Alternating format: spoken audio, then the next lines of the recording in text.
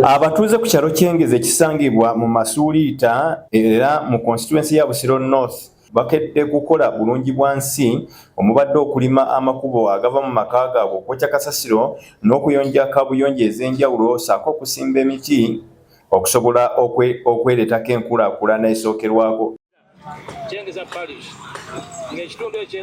Kitwishi oba tubulifu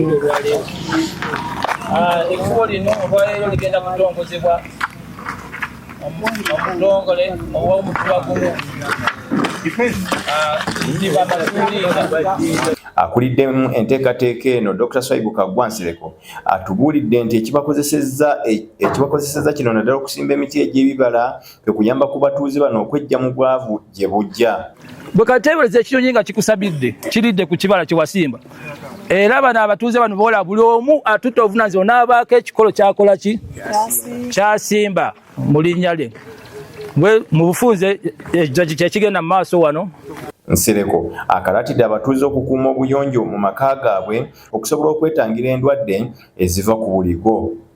Omwami wa Kabaka Mutuba gumu Masuuliita Joseph Kisekyanzi atenderezza abantu abeetabye mu nteekateeka eno n'asiima nnyo n'abaasooka okulaba omugaso gwa bulungi bwansi. Okukola mulabe nga mufuna ekibayimirizaawo n'ekiyimirizaawo amaka gammwe ate era n'abaana bammwe be muzadde okusinga okutega engalo nga tulindirira abantu batuwe. Twebaza olw'ekkubo lino erigguddwawo era tujja kusigala nga tubasaba mulirabirire bannyabo ne bassebo. Mwebale nnyo tutegedde ntuyina akakiiko.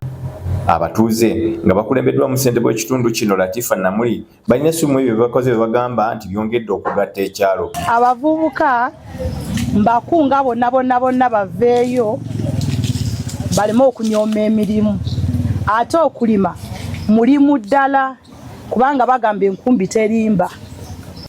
Abakulembeze n'abantu bano bakubiriza bannayuganda bonna okwerwanako bokka balemenga kulinda gavumenti ne basaba n'abavubuka okutwala omulimu gwa bulungi bwansi ng'ekikulu.